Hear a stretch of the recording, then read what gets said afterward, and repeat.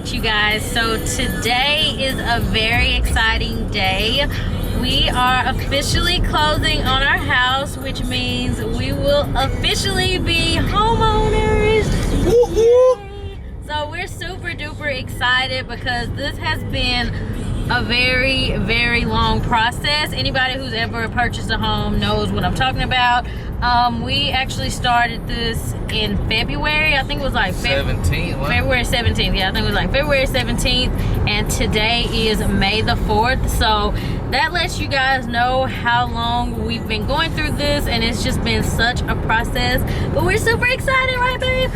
That's right. We're officially homeowners. Yay, yay.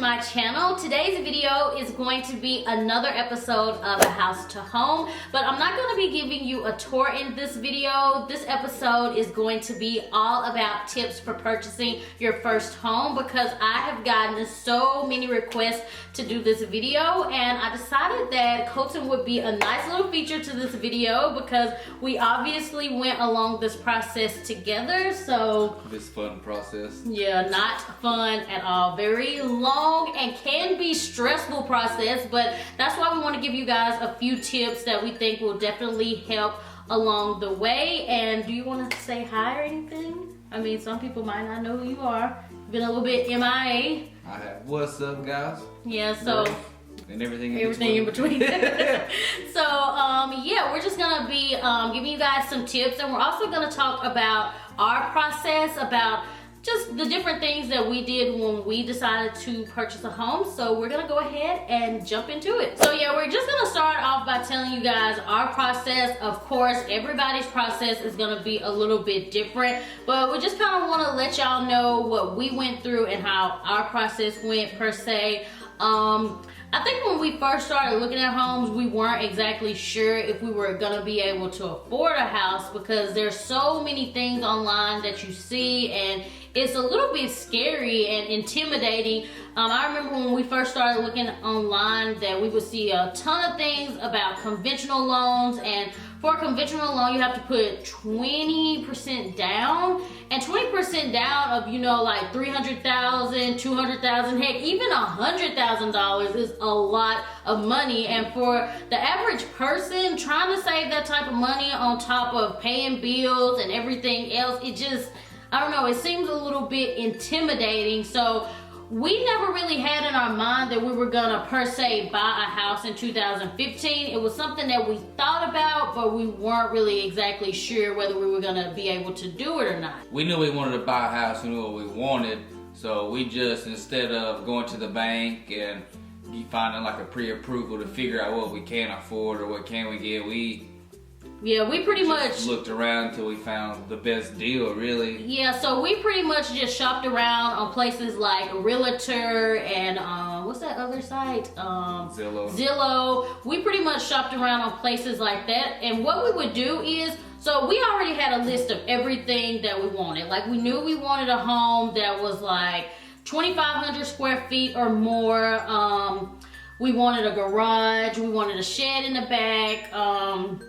We wanted a pool. We wanted something with a little bit of acreage. So we pretty much had a list of everything that we wanted. So we would just shop around on those different websites, and we would look for homes in the areas that we wanted to live in, and we could see what we could find with those amenities pretty much. So pretty much if we found a house that we liked, that had everything we wanted, you know, in a home, then we would go and just pull up in the driveway, get out, look around in the backyard. I mean, because if we didn't like the neighborhood, like, there was no point of us even talking to a realtor, because if we don't like, you know, what's around it, then what's the point of even going and seeing what's inside? And plus we could see pictures online to kind of get an idea of what the home looked like. So yeah, we would just go to the different neighborhoods, look at the home and see if we liked the area. If we didn't like the area, then we just mark it off the list. So pretty much we were just shopping around online, just trying to see if we could find any homes that were in our budget and,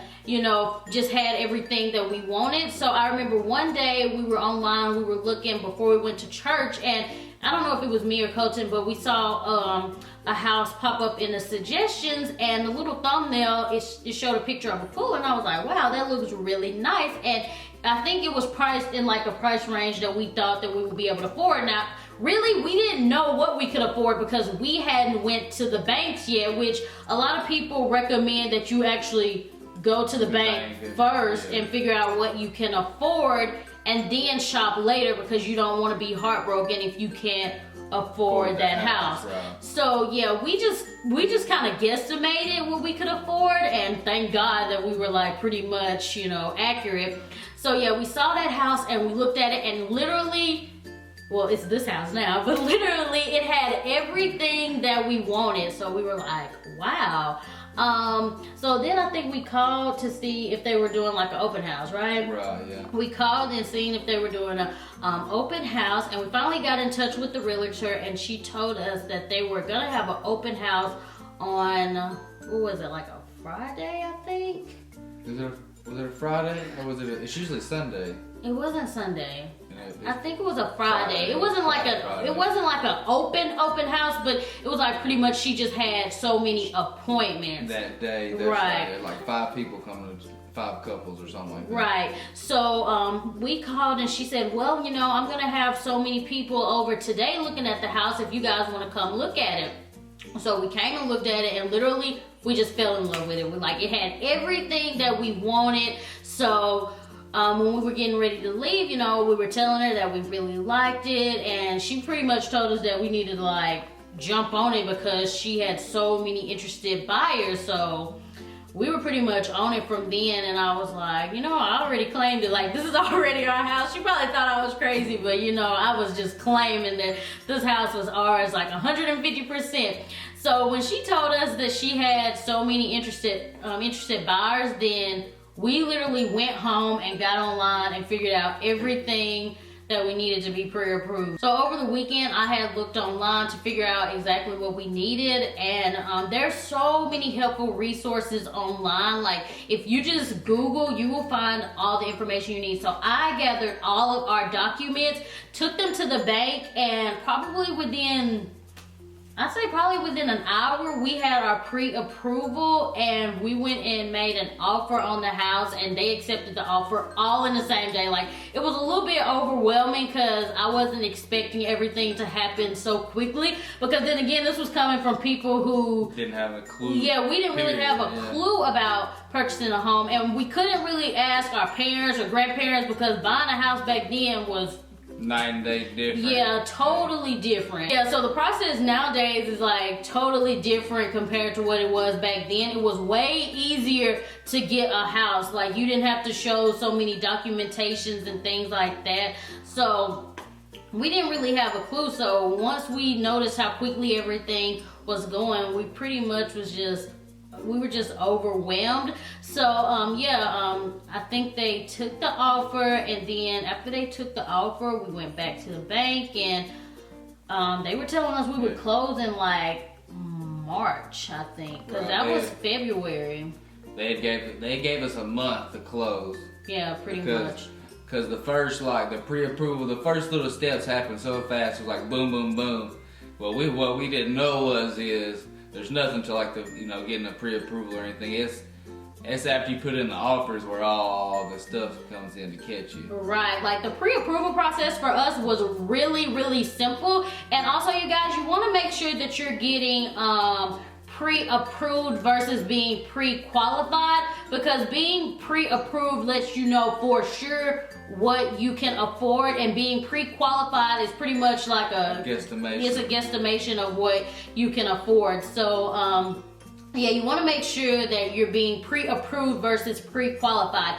But everything at the beginning went really, really quickly, so we thought that the whole process was gonna be like that, but it was nothing like that. Once you get pre-approved, they really start to just dig pretty much. They dig into bank accounts. They want to see how much you're spending every single day, you know. They pretty much want everything but your firstborn child, pretty much. So we want to let you guys know that you need to be prepared for them to be all up and in your business. Like, they're gonna want to know everything. So since you guys know a little bit about our process and how we went about buying a home, then we're now gonna just let you guys know the different tips. So for the first tip, we want to talk about the different types of loans. So yeah, there's like a conventional loan, a VA loan for veterans, and then an FHA loan, which we really didn't know about FHA. We knew about FHA, but we didn't really know too much about it because oftentimes people say that it's for first-time home buyers, which we were first-time home buyers. But anybody can use the FHA. Yeah, it just depends. If you have well-established credit and you know I bought a house, I lived here, and now I want to move, and now I'm moving again, then you probably do conventional because you have well-established credit history, and if you're doing all that moving, then you can do the percentage down payment that a conventional wants. Well, I mean, I don't really know too many people who could do a 20%.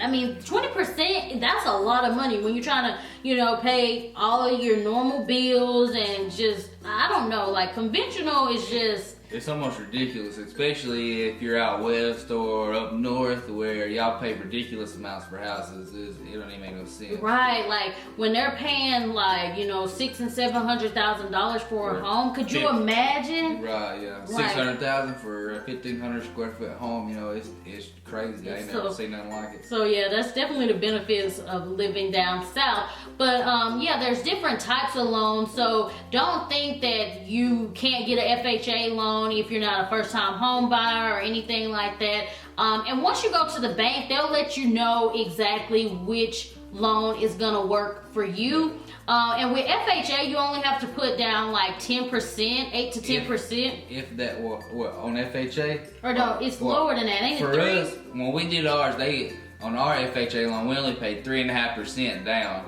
And we also locked into a 3.5% interest rate, and it's it doesn't go up or down. We keep that same interest rate forever because some folks they won't do a locked-in interest rate. So therefore, 1 month it'll be it could be 3.5, and the next month it could be 7. You really don't even know what your house payment's going to be from month to month. Right. So yeah, you definitely want to make sure you're getting in a locked-in interest rate because you don't want a fluctuating payment. You want to be able to know what your payment is going to be every month. So yeah, definitely just do your research when it comes to the different types of loans, and just know that the bank will let you know which loan is going to work for you. So now we're going to talk about the pre-approval process and what all that consists of. So the main thing I remember was like they stressed like a credit score. If you don't have a decent credit score, then you need to try to work on your credit score before you even go in to try to get a loan, or maybe even talk to a banker to figure out maybe what they can do for you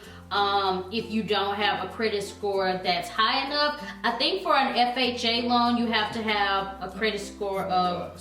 They told us a 640. Yeah, they told us 640. So we were okay in that department because, we had pretty good credit, which is, we could do an entire video on, credit and how to get good credit. And it is really difficult, but, during the process of buying a home, they want to make sure that you have a good credit score because they want to make sure that you have good credit history, and they want to know if they're giving you such a big loan that you can afford to pay it back. Right.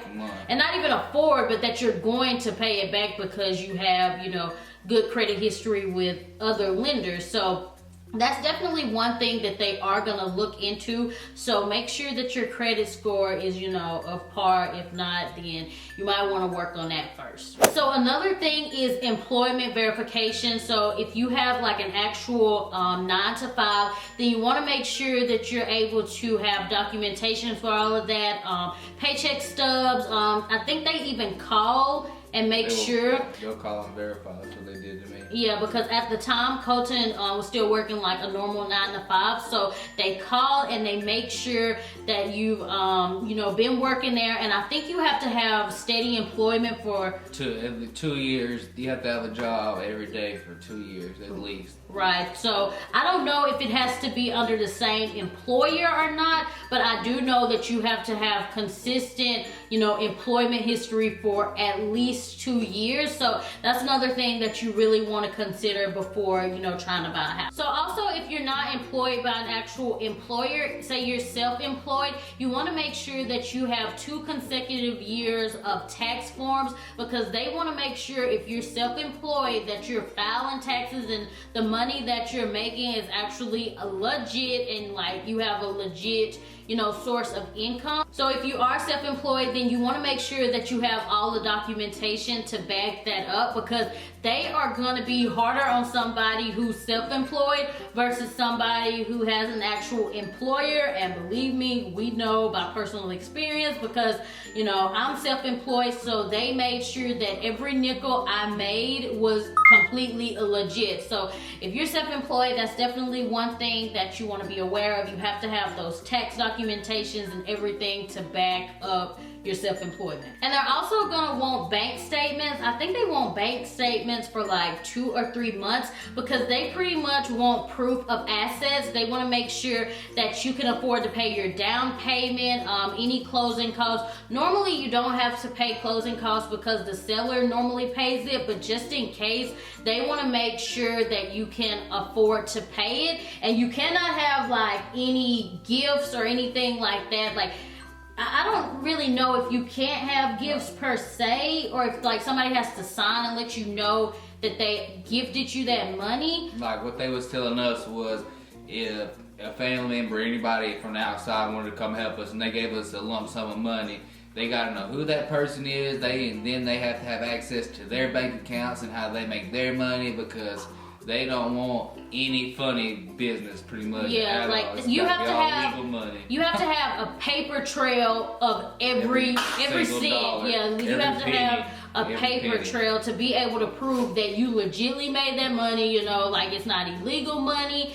And that is kind of crazy. Like when they want all of your bank statements, you start to feel like, oh my gosh, like you're really invading my privacy, because you can see every single thing that you buy, during the months and stuff like that. But they just want to be able to prove that you have the money to pay for this house, and 6 months down the line, you're not going to get foreclosed on or anything like that. So right, so if you're bashful, don't be at the novelty shop. You know why you're trying to buy a house, because they're gonna know all the freaky stuff you're right, buying. they're gonna know that you was at the novelty store, like buying toys and stuff like that. So yeah, you have to be able to prove every cent that you make. And I couldn't even imagine having to do the process, having like a cosigner or anything like that, because they would have to have all of your cosigners information as well. So we're just so happy that we were able to purchase our first home without a cosigner, especially at such a young age, because we were only 25. So that might not be a big deal to some people, but for us, we were like, heck yeah, like we're 25, we're able to purchase our first home without a cosigner or anything like that. So anytime that you're getting ready to buy a house, you want to make sure that you have paper trails of all the money that you're making, because they are going to be watching your finances like a hawk. And then they check your debt to income ratio. They want to know how much you're making compared to how much you're spending. So once you get pre-approved, you don't want to go out and buy a car or buy you a motorcycle or run your credit, because you can run your credit one time and you won't get your house. Right, it will be over with. The house beside us right now is for sale, and I think it went under contract, but the people decided to go buy a car while they were under contract, and it just wiped the whole thing out. New car. Yeah, so debt to income is another thing that's very important, and another thing that they are really going to be looking out for when you're trying to buy a home. And pretty much debt to income is pretty much what it sounds like. It's the debt you have versus the income that you're making. So they're going to make sure on top of all the other bills that you have that you're able to actually afford this home. So pretty much on top of the loan that they're giving you for the mortgage, they want to be sure that you're able to afford all the other stuff that you already have under credit. So that's like, you know, credit cards, a car, anything that you already have under credit.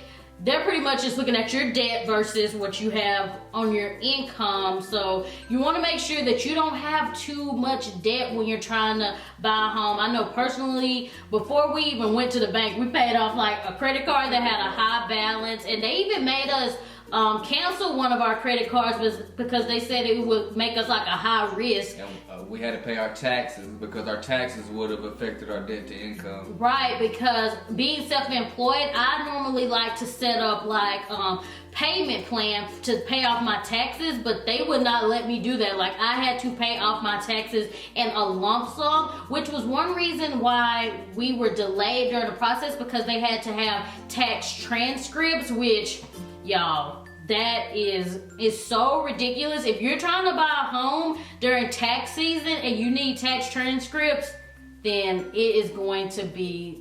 And they have to come from the IRS. Yeah, like they want it from the actual IRS, which if you've already filed your taxes, you know, you won't have to worry about anything like that. But because we used 2015's tax year, our tax transcripts weren't in yet because, you know, it takes like, I think 6 to 8 weeks for all of that stuff to process. So it's just really overwhelming, especially if you've never gone through anything like that before. But they just want to make sure that you can afford the house that they're, you know, giving you a loan for, because a mortgage is a big loan and it's for, you can get 15 years, but normally it's for 30 years. And on top of debt to income, now remember, when they're looking at your debt to income, they're only looking at things that you have under credit. They're not looking at your additional bills like your power bill, your water bill, you know, if you have to pay for child care. They're not looking at any of that. They're just looking at things that you have under credit. So you want to be able to distinguish yourself whether you can afford that mortgage as well, on top of all those other bills, because you're still going to have to pay groceries. You know, you're going to have to pay your light bill, your water bill, gas bill, cable if you want that. So just because the bank per se tells you that you can afford it doesn't mean that you'll be able to afford it on top of the other bills that you have that aren't under credit. So I hope that makes sense. I don't really know if you guys are kind of flowing with me, but pretty much when they check debt to income, they're only looking at things that you have under credit, like credit cards, a car, like things that you've taken out for loans. They're not looking at those other bills that you're gonna have. So definitely keep that in mind, because you don't want to get in over your head. So pretty much when you're getting ready to buy a home, you just want to make sure that you have money saved. Although we really didn't have any plans on buying in 2015, we had already started saving our money because we knew we wanted to buy a house eventually, but we weren't sure when we were gonna actually be able to do that. So you want to save your money because you have to pay. You're gonna need $500 earnest money to pay to the real estate agency, because if something happens and you have to back out and it's your fault, you're having to back out, then you lose that $500. Or if you have something, you know, if you when the inspector comes to look at the house and something's wrong and you have to, and there's no choice of you backing out and buying the house, then you get that money back. I think that you have to pay for the inspection as well. You don't per se have to have somebody come inspect the house. You can, you know, trust whoever you're buying if you know the people real well. Or, you know, you don't have to inspect the house, but when you buy a house, you want to get an inspector to come out, because you don't know what's wrong with it. It can have mold, it can have termites, anything like that. Yeah, they'll get under the house, they'll check it. You know, they do. They just check 360-degree check. Right, they just check it to make sure that there's nothing wrong with the house. So we highly, highly recommend, like if you don't know the people who you're buying the house from, then even if you do know them, heck, I would still recommend that you get somebody to come in and do an inspection. Luckily, Colton's dad was able to do it for us, so we didn't have to pay for one. But I think it has to be like It has to be a a license something. Like they have to have a license to be able to come in and do the inspection. So an inspector license, or if you're a contractor, a general contractor can do it. If you know a general contractor, that's great. Just get them to come in and look at the house, because you don't want to get into a house and then once you get in it, you have to do so much work to it because you didn't know that it had mold, or that it had termites, or that it had a leak, or anything. You don't want to buy a house and have to turn around and replace the roof because you didn't have it inspected, and then you signed a piece of paper. You'll do a final walkthrough. So, and when you do that walkthrough, everything in the house, or everything on the property that's there when you walk through, is yours. Which is another thing that happened to us. Which this was kind of, I guess, I don't really know. It was kind of petty, I guess. But I was like, forget that. Like, it was there when we walked through, so we wanted. So the realtor, she contacted us like literally at the last minute, and she was like, hey, the seller says that the mirrors that are in the bathroom aren't stationary, so she wants to take them with her. And I was like, no, she's not taking the mirrors. What are we gonna look in when we move in? And although I didn't even plan on keeping the mirrors up there, it was just like the principle of the fact, like they were there when we did the final walkthrough, so technically she couldn't take them. So you want to make sure when you do that final walkthrough that everything you saw when you initially went to the house is still there, because honestly I think they took that light off of that screened-in porch or something. Because we remember seeing the light when we initially came in, but then when we did the final walkthrough, the light was nowhere to be found. Yeah, because her maybe wanting the mirror, that's not the biggest deal if you sign a contract and it's a fully furnished house, and you come in like, the guy's like, well, I want my washer and dryer, my stove, or my refrigerator, too bad, so sad. Oh, another thing I want to let you guys know, the earnest fee might be different in different states. Colton's mom was even saying that they just recently went up on that to $1,000.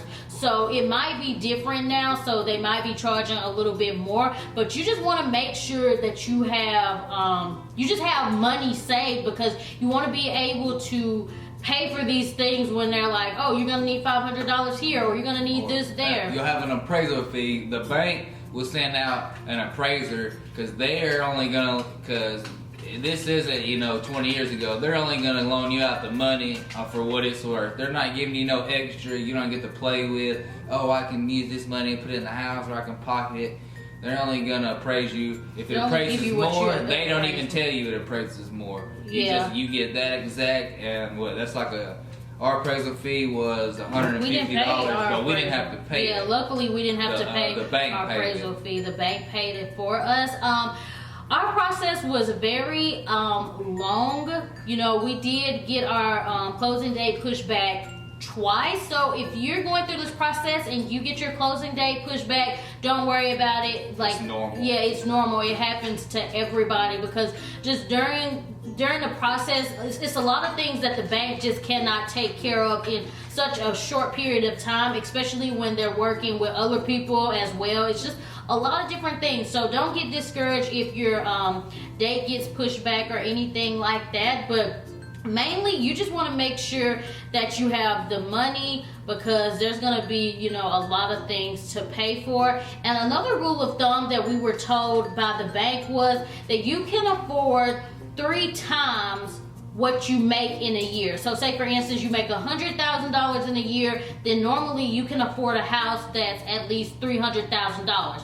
But also, like, your debt to income is also going to have a little bit to do with that as well. But if you just kind of want to browse online and maybe look at houses, just kind of remember that you can afford something that's like 3 times what you make. So that's a good little tip, I guess, if you're just kind of browsing online and maybe you just want to look at houses that you can afford. That's something to definitely keep in mind. So that was pretty much our buying experience and process and the different tips that we think might be helpful for anyone who is currently going through this process. Now, we're not professionals or anything like that. We're just giving you guys tips based off of what we went through personally. So, you know, don't think that we know everything. Just, you know, use Google, because Google will let you know everything. That's pretty much how we figured out what we needed. We just used Google. So, you know, we're not professionals, but we just kind of wanted to help you guys out because we know how stressful the process can be. We even had to threaten the bank and tell them we was going somewhere else if they didn't go ahead and get our loan finished. Because we was on the day, 2 days before the closing date, we was in Birmingham at the IRS office trying to get transcripts. Well, done. that was actually the day we were supposed to close. That's right. And yeah, they were still like hounding us for tax transcripts, and I pretty much told the bank, look, if y'all don't get this figured out, then we're just gonna go to another bank and we're gonna go through somebody else to get this loan, because it was pretty much getting ridiculous. I had every proof of documentation that I had paid my taxes. Like, I gave them my the paycheck stuff from the cashier's check, just everything. I had given them so much proof, and they still were like, oh, well, you know, we need the tax transcripts from the IRS. But it was during tax season, so getting in touch with the IRS is like the hardest thing ever to do during the months of like January and May. Like, it's almost impossible. Literally, they just kept giving us the runaround, and we didn't even know if we were gonna close or not, because the day that we were supposed to close, like we said, they had us at the IRS office, and we had to go get our tax documentations stamped, proving that we had actually turned them in. It was just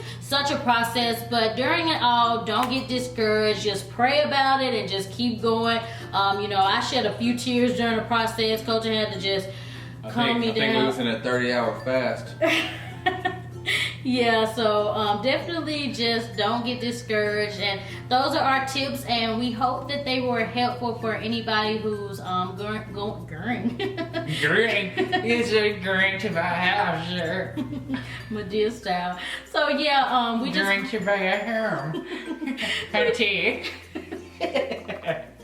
Yeah, so we just hope that our tips were somewhat helpful for anybody who's going to purchase a home for the first time. So thank you guys so much for watching, and I'll talk to you guys in the next video. Colton, I don't know. Trolley walk. So peace. Bye.